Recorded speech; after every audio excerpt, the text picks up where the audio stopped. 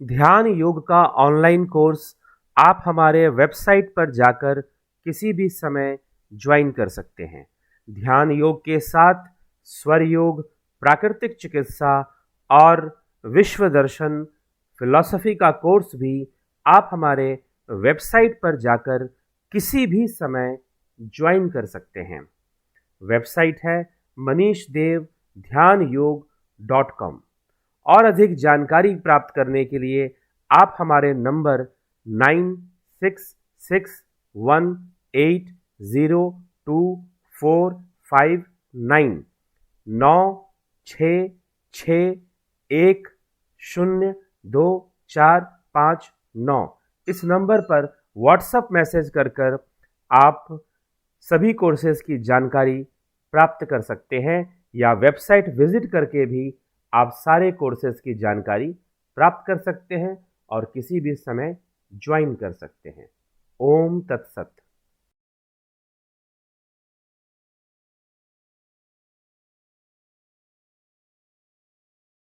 ओम तत्सत। सर, आज का मेरा आपसे कर्म होते हैं, क्या होते हैं, किस प्रकार के कर्म होते हैं, इन कर्मों का फल अगर तो मिलता है तो वो किस प्रकार से मिलता है, क्या ये बताने।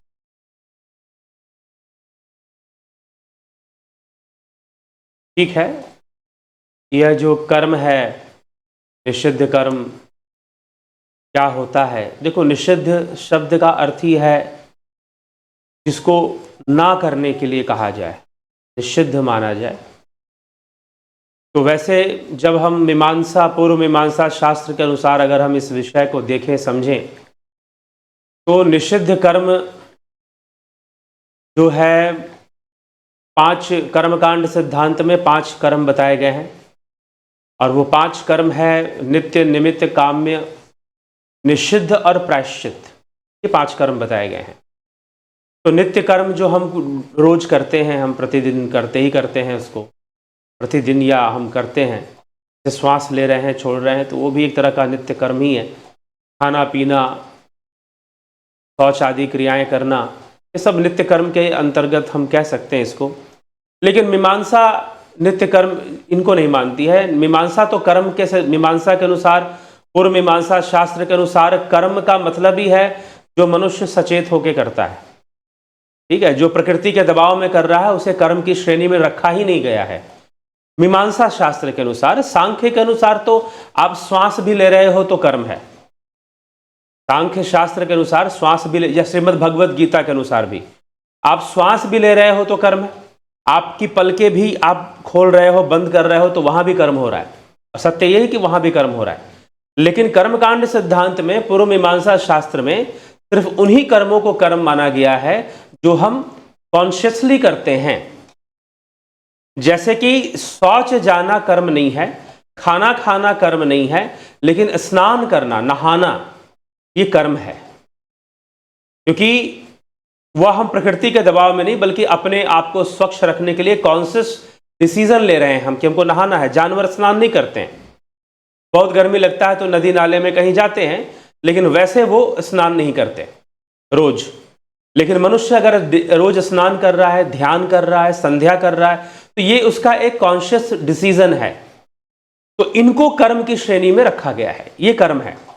बाकी प्रकृति के दबाव में अगर कोई कर्म होता है तो वह तो होगा ही होगा। खाना तो आदमी खाएगा ही खाएगा, सोने के लिए तो वो जाएगा ही जाएगा। लेकिन सांख्य शास्त्र के अनुसार सब कुछ कर्म है। सोना भी कर्म है, उठना भी कर्म है, श्वास लेना भी कर्म है। तो कर्म के बंधन में, इसलिए भगवान ने कहा कि क्षण मात्र के लिए भी, श्रीमद् भगवत गीता सांख्य योग 2 अध्याय, भगवान क्या कहते हैं कि क्षण मात्र के लिए भी कोई कर्म का त्याग नहीं कर सकता। गुणों के वशीभूत, प्रकृति के गुणों के वशीभूत प्रत्येक जीव कर्म करने के लिए विवश है। 3 अध्याय में भगवान ने यह बात बहुत स्पष्ट रूप से कहा है। ना तो कश्चित क्षणमपि जातु तिष्ठत्य कर्म कृत। अर्जुन, क्षण मात्र के लिए भी कर्म का त्याग तो नहीं कर सकता। ठीक है, लेकिन पूर्व मीमांसा शास्त्र सचेत होकर किए गए कर्मों को और एक कॉन्शियस डिसीजन लेकर किए गए कर्मों को ही कर्म मानता है। तो जब हम कर्म करते हैं तो उसमें कौन कौन से कर्म है? नित्य कर्म है। नित्य कर्म में स्नान ध्यान आ गया। निमित्त कर्म है जो कभी कभी होगा, जैसे कि संस्कार होते हैं, 16 संस्कारों में विवाह संस्कार होता है, उपनयन संस्कार होता है, या जो भी संस्कार होते हैं वो सारे संस्कार निमित्त के अंतर्गत आएंगे। और फिर जो अलग अलग ज्योतिषीय काल में कोई ज्योतिष घटना घटती है, ज्योतिष काल जैसे ग्रहण लग गया, मकर संक्रांति है, या पर्व त्योहार आते हैं, उनमें किए जाने वाले कर्म, या फिर किसी निमित्त, ये सब क्या हो गए? निमित्त में आएंगे। फिर निमित्त कर्म जैसे कि किसी की, जैसे राजा दशरथ को पुत्र नहीं था, राजा दशरथ के पास पुत्र नहीं था, तो पुत्र प्राप्ति के लिए उन्होंने कर्म किया। ठीक है, कामेष्ठी यज्ञ उन्होंने किया, पुत्र कामेष्ठी यज्ञ उसको कहते हैं, वो उन्होंने किया, तो भी काम्य कर्म की श्रेणी में आ जाएगा। तो कामना पूर्ति के लिए अगर कोई अनुष्ठान किया जाता है या कोई भी कर्म किया जाता है कामना प्राप्ति, कामना पूर्ति के लिए, तो वह सब काम्य कर्म सिद्धांत में ही आएंगे, वो काम्य कर्म है। और जो निमित्त लेकर किया जा रहा है वो निमित्त में आएंगे, और जो प्रतिदिन किया जा रहा है वो नित्य में आएंगे। अब आता है काम, अगर जब मनुष्य कामना पूर्ति के लिए कुछ करता है तो उससे संभावना होती है कि उससे निषिद्ध कर्म हो जाए, तो इसलिए पहला नित्य, फिर निमित्त, फिर काम्य और फिर निषिद्ध। तो कामना पूर्ति में अगर वो निषिद्ध माध्यम को चुनता है, निषिद्ध माध्यम क्या है? जैसे कि तंत्र मंत्र जादू टोना का प्रयोग लोग करते हैं, बलि देते हैं लोग, ठीक है, पशु बलि देते हैं, तो उसके माध्यम से कुछ आसुरी शक्ति का प्रयोग करते हैं लोग, तो वो जो कर्म जिसमें हत्याएं हो रही हैं, जिसमें पाप हो रहा है, तो वो सब किस में आ जाएगा? निषिद्ध कर्म में आ जाएगा वो सब। ठीक है, निषिद्ध कर्म में आ जाएगा। तो निषिद्ध अर्थात जिसको मना किया गया है। तो कर्मकांड सिद्धांत कहता है कि नित्य करो, निमित्त करो, काम्य करो, लेकिन अगर काम्य कर्म करते हुए आपसे निषिद्ध होता है, जो नहीं होना चाहिए, जैसे आपने सुना होगा कि भैरव जी के मंदिर पे लोग दारू चढ़ा दिए, या किसी साधु को दारू उसने मांगी दक्षिणा में, दान में शराब मांगी, नशा मांगा और किसी ने दे दिया, या फिर कुछ इस तरह की क्रियाएं जिसको जादू टोना, निषिद्ध विद्या भी कहा गया है इसको, ठीक ना, इसको निषिद्ध विद्या भी कहा गया है। तो ये ऐसी चीजों को सीखने वाले, ऐसे कर्म को करने वाले, ये निषिद्ध कर्म की श्रेणी में आते हैं। ठीक, तो निषिद्ध कर्म जो है वो नहीं करना चाहिए, उसको मना किया गया करने के लिए। और अगर काम्य कर्म करते हुए किसी से निषिद्ध कर्म होता है तो फिर उसे प्रायश्चित करना चाहिए। ठीक है, तो इसलिए कर्मकांड सिद्धांत में ये 5 कर्म है, नित्य है, निमित्त है, काम्य है, निषिद्ध है और प्रायश्चित है। अगर आपसे निषिद्ध होता है तो आप प्रायश्चित कीजिए। तो प्रश्न ये भी लोग कहते हैं कि कार्यों की सिद्धि निषिद्ध कर्म से हो सकता है। अगर होता भी है कार्य सिद्धि, तो भी अगर निषिद्ध हुआ है तो उसका प्रायश्चित अवश्य करना चाहिए। तो निषिद्ध कर्म जो शास्त्र जिसे करने के लिए मना करते हैं, ठीक है, जिसको जो है शास्त्र मना करते हैं उसको निषिद्ध कर्म कहा गया है। ठीक, सर इसी के साथ मेरा एक प्रश्न है कि क्या जो ये निषिद्ध कर्म होते हैं इनकी विधि कहीं शास्त्रों में भी लिखी है?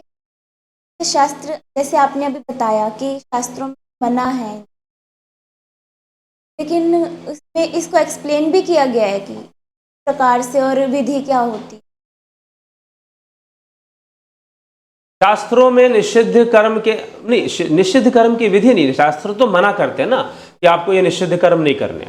उसमें बलि प्रथा आ गई, जैसे कि अगर यज्ञ में पहले बलि देने की कुछ चर्चाएं आती हैं कुछ शास्त्रों में, तो अगर बलि कोई देता है, ठीक है, तो वो निषिद्ध कर्म की श्रेणी में आ जाएगा। फिर या फिर कोई कुछ भी तरह का तरीके से गलत कर्म करता है, जैसे कि अभी भी हम इतना देश हमारा विकसित हो चुका है, 5G चल रहा है और इंटरनेट शिक्षाएं बढ़ रही, लेकिन फिर भी ऐसी चीजों में विश्वास करने वाले लोग हैं। पीछे 2 साल पहले गुजरात में घटना घटी थी नर बलि देने की। एक पूजा में एक नर बलि दी गई थी और 2 दंपति थे, दोनों ने अपनी बलि दिलवाई थी, नर बलि दी। कोई किसी तांत्रिक या किसी के चक्कर में वो थे, उन्होंने उनसे नर बलि ली। तो इस तरह से ऐसी चीजें सामने आती हैं। तो अभी भी ऐसे लोग होते हैं जो इन सब चीज़ों में विश्वास करते हैं। यहाँ तक कि मुझे तो हैरानी है कि ऐसे पढ़े लिखे परिवार के लोग मुझे मिले जो कि अच्छा पैसा कमा रहे हैं, बहुत कुछ कर रहे हैं, और वो इन सब चीज कार्यों में भी लिप्त हैं। ठीक है, तो ये जो है ये सारे निषिद्ध क्रियाएं हैं, तो इनको शास्त्र निषिद्ध मानते हैं। हाँ ठीक है, करने के लिए चर्चा आई है कि भाई ऐसी चीजें होती हैं, लेकिन करना जो है वो निषिद्ध कर्म है। ठीक है, और जो ऐसे तांत्रिक मांत्रिक होते हैं उनको निषिद्ध गुरु कहते हैं, जो ऐसी चीजें सिखाते हैं लोगों को या करवाते हैं उनसे। ठीक सर, जैसे कि आपने अब निषिद्ध गुरु के बारे में वर्णन किया है, तो ये निषिद्ध गुरु कौन होते हैं और ये जो इनसे हम किस प्रकार से बच सकते हैं? निषिद्ध गुरु कौन होते हैं? देखो, निषिद्ध गुरु जो है वो निषिद्ध कर्म सिखाते हैं। ठीक है, स्कंद महापुराण में आपको 7 गुरुओं की, गुरु गीता जो है एक ग्रंथ है गुरु गीता, उसमें 7 प्रकार के गुरुओं का वर्णन है। कौन कौन से गुरु होते हैं? पहला गुरु होता है सूचक, दूसरा गुरु होता है वाचक, तीसरा गुरु होता है बोधक, चौथा गुरु होता है निषिद्ध गुरु, पांचवा गुरु होता है विहित गुरु, और छठा होता है कारणाख्य, और 7वां होता है परम गुरु या महागुरु भी उसे कहा गया है। ठीक है, तो अब इनमें निषिद्ध गुरु चौथे नंबर पर है। तो निषिद्ध गुरु कौन है? देखो, सूचक गुरु कौन है? सूचक गुरु जो आपको कुछ सूचना देता है, कुछ मैसेज देता है कि भाई ऐसा कहा गया है शास्त्रों में, या ऐसा लिखा गया है, या कोई आपको सूचना देता है कि परमात्मा सर्वव्यापी है, कोई आपको सूचना देता है कि गीता में ऐसी बातें बताई गई हैं। तो एक सूचक गुरु है, उसे हम सूचक गुरु कहते हैं। वो भी हमारा मार्गदर्शन कर रहा है तो उसे सूचक कहते हैं। दूसरा होता है वाचक गुरु, जो कथावाचक हैं, प्रवचन करते हैं, प्रवचन के माध्यम से लोगों को प्रेरणा देते हैं, लोगों को सद्मार्ग दिखाने की कोशिश करते हैं, तो वह वाचक गुरु है। ठीक है, तीसरा है बोधक गुरु। बोधक गुरु विशेष रूप से मंत्रों का ज्ञान देते हैं, मंत्र शक्ति का बोध करवाते हैं, मंत्रों का ज्ञान देते हैं, साधना, मंत्र साधनाएं कैसे करनी चाहिए, या फिर प्राणायाम योग की क्रियाएं कैसे करनी चाहिए जो बाहरी रूप से की जाती है, उनका वो बोध करवाते हैं और उसके बारे में बताते हैं, सिखाते हैं। चौथा है निषिद्ध गुरु। निषिद्ध गुरु तंत्र मंत्र सम्मोहन वशीकरण उच्चाटन मारन की जो क्रियाएं होती हैं, ठीक है, यह जो क्रियाएं हैं जो कि दूसरों का नुकसान करने के लिए होती हैं, परहित के लिए नहीं होती हैं। ठीक, पर अहित के लिए होती हैं, अर्थात दूसरों का नुकसान करो। आप किसी की दुकान चल रही है, आपकी भी दुकान उसके बगल में चलती है, तो उसके दुकान को आपने रुकवाने की कोशिश की, उच्चाटन कर दिया, मारन कर दिया, स्तंभन कर दिया। ठीक है, स्तंभन से हम किसी चीज को रुकवाते हैं, तो ये निषिद्ध गुरुओं का काम है, जो कि उच्चाटन मारन स्तंभन आदि क्रियाएं जो लोग करते हैं। ठीक है, तो यह जो क्रियाएं करते हैं यह निषिद्ध गुरुओं का कार्य है। तो जो निषिद्ध गुरु हैं वो ये सब विद्याएं सिखाते हैं, भूत प्रेत की विद्याएं। ठीक है, तो भूत प्रेत की विद्याएं होंगी, ये निषिद्ध गुरुओं का काम है ये सब सिखाना। ठीक है, भूत प्रेत की सिद्धियां देनी, कहते हैं कि हमने, कोई कहेगा हमने जिन्न सिद्ध कर रखा है, हमने मसान सिद्ध कर रखा है, हमने बेताल सिद्ध कर रखा है, हमने कर्ण पिशाचनी को सिद्ध कर रखा है। ठीक है, ये किसका काम है? ये निषिद्ध गुरु का काम है। इसे शास्त्रों में निषिद्ध गुरु कहा गया है। ठीक है, तो ऐसा विद्या सिखाने वाले या ऐसा कर्म करने वाले, ऐसे कर्मों में डालने वाले जो लोग हैं वो निषिद्ध गुरु कहे गए हैं।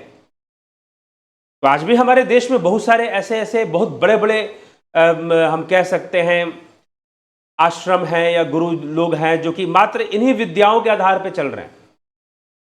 ठीक है, तो शास्त्र इन्हें निषिद्ध गुरु कहती है।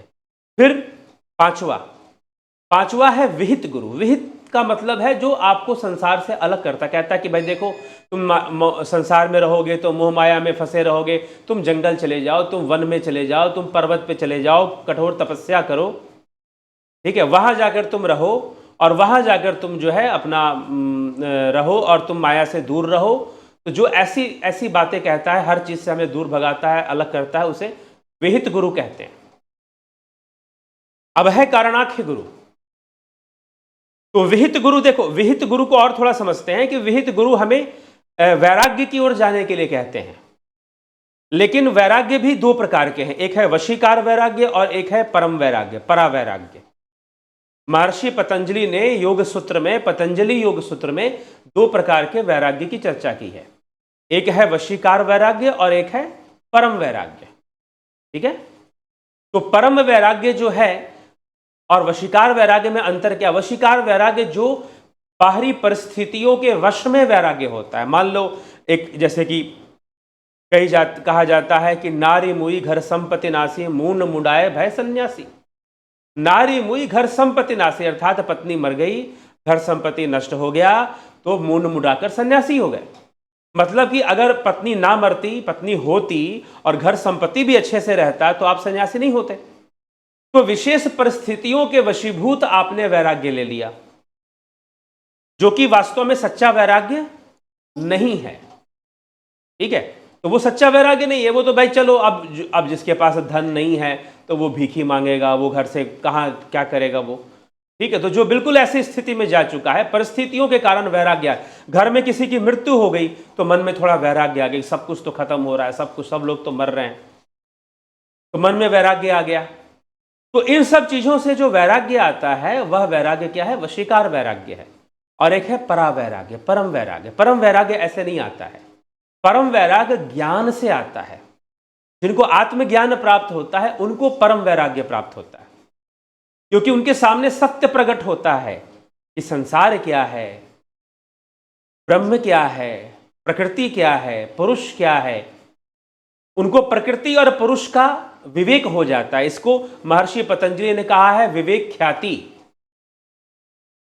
ठीक है, विवेक का प्रकट होना। और विवेक सिर्फ इसी को कहा गया है। हालांकि बहुत सरल भाषा में तुलसीदास जी लिखते हैं बिनु सत्संग विवेक ना होई। लेकिन सत्य क्या है और सत्य का संग क्या है? सत्य यही है कि प्रकृति और पुरुष का भेद समझ में आ जाए, माया और ब्रह्म का भेद समझ में आ जाए। ठीक है, ब्रह्म ही सत्य है और यह माया मिथ्या है, इंद्रिय जगत मिथ्या है। इसके संदर्भ में मिथ्या है, ब्रह्म के संदर्भ में परमार्थिक रूप से मिथ्या है। तो इसीलिए तो जो वैराग्य है, तो जब आत्मा का सत्य का ज्ञान हो जाएगा तो उसे वैराग्य देने की जरूरत नहीं है, उसको अपने आप उसके भीतर वैराग्य आ जाएगा, अपने आप उसके भीतर वैराग्य आ जाएगा। ठीक है, तो यह वैराग्य की कहानी है। तो परम वैराग्य नहीं देता है, विहित गुरु से वशीकार वैराग्य ही मिलता है। ठीक है, वशीकार वैराग्य जो परिस्थितियों के वशीभूत प्रकट हो रही है। जैसे कि एक बार एक कथा आती है कि एक संत होते हैं, उनके पास एक आदमी जाता है। संत उस आदमी से कहते हैं कि भाई तुम्हारा संसार में कोई नहीं है, तुम माया में फंसे हुए हो। वो आदमी कहता है नहीं, मेरी पत्नी है, मेरे बच्चे हैं, मेरी माँ है, पिता है, भाई बहन सब हैं, सब मुझसे बड़ा प्रेम करते हैं।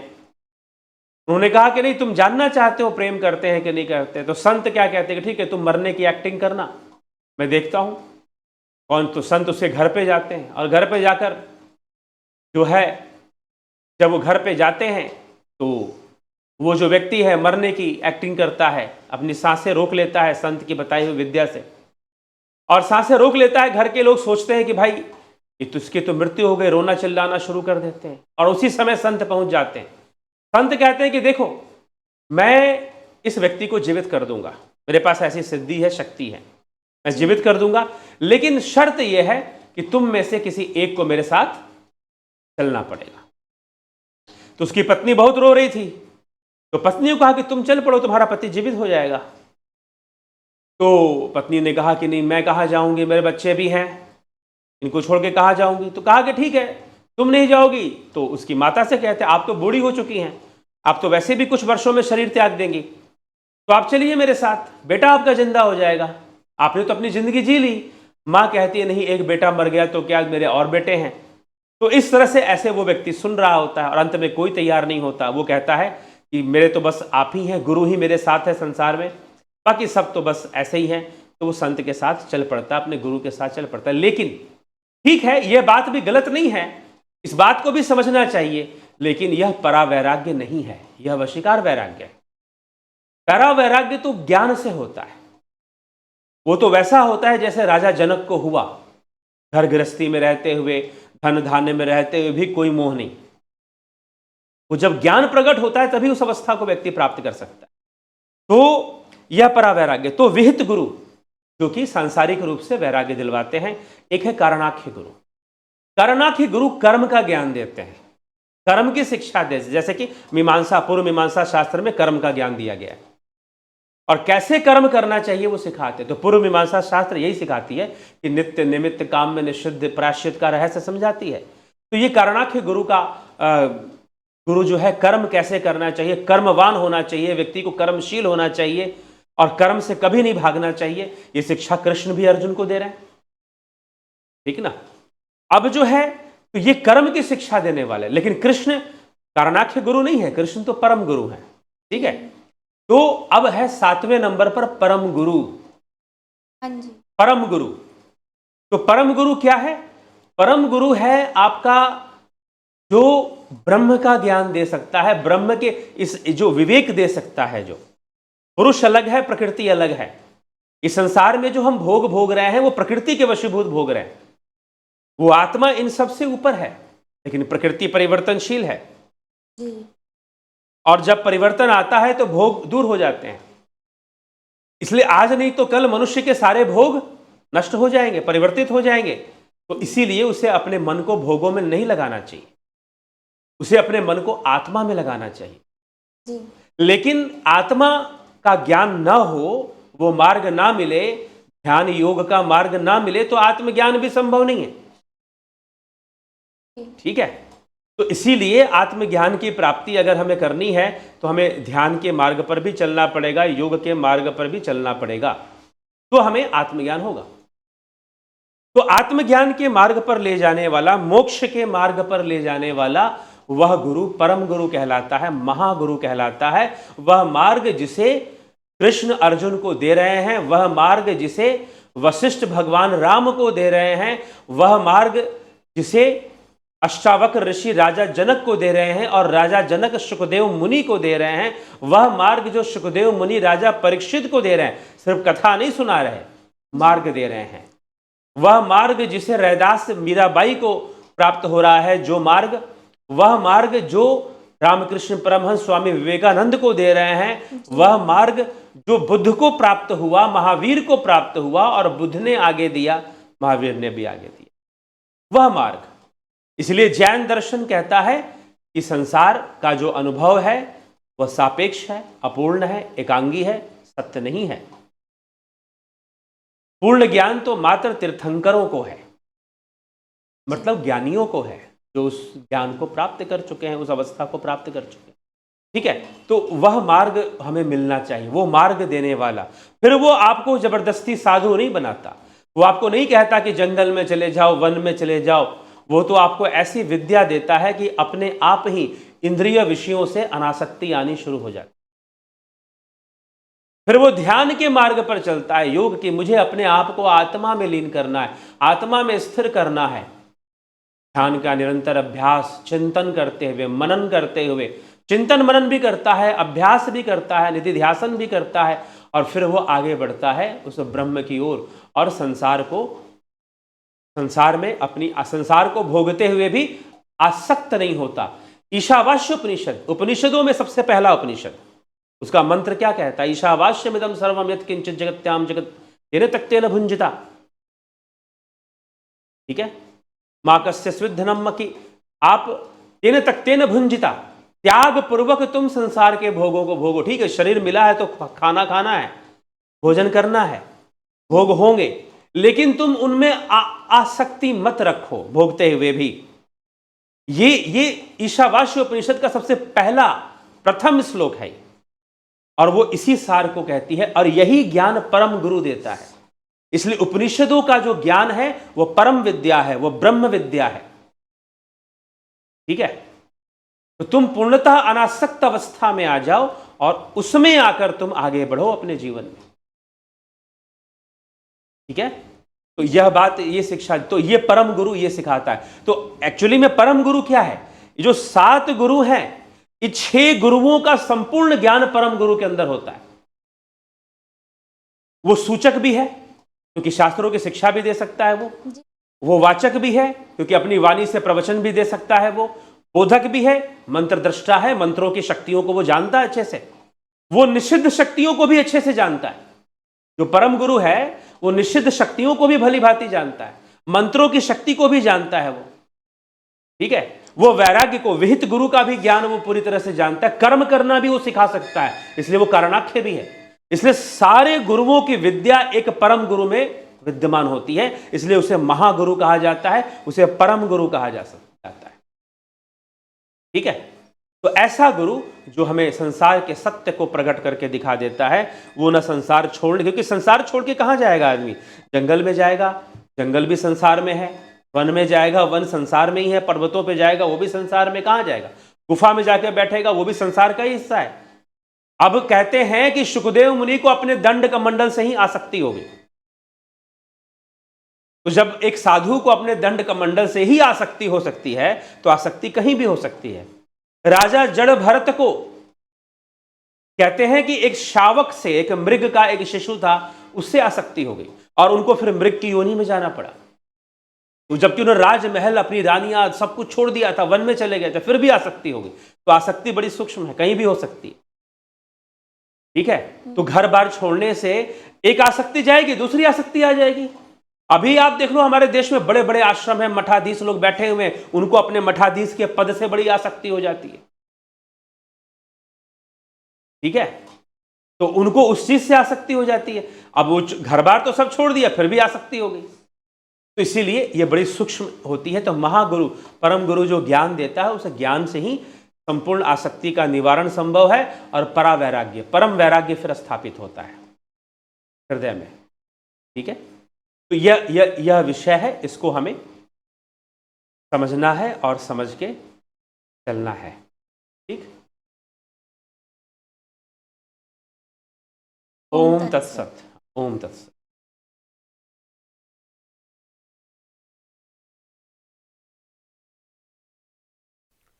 ध्यान योग का ऑनलाइन कोर्स आप हमारे वेबसाइट पर जाकर किसी भी समय ज्वाइन कर सकते हैं। ध्यान योग के साथ स्वर योग, प्राकृतिक चिकित्सा और विश्व दर्शन फिलॉसफी का कोर्स भी आप हमारे वेबसाइट पर जाकर किसी भी समय ज्वाइन कर सकते हैं। वेबसाइट है manishdev.dhyanयोग.com। और अधिक जानकारी प्राप्त करने के लिए आप हमारे नंबर 9661802459 9661024559 इस नंबर पर व्हाट्सएप मैसेज कर आप सभी कोर्सेज की जानकारी प्राप्त कर सकते हैं, या वेबसाइट विजिट करके भी आप सारे कोर्सेज की जानकारी प्राप्त कर सकते हैं और किसी भी समय ज्वाइन कर सकते हैं। ओम तत्सत।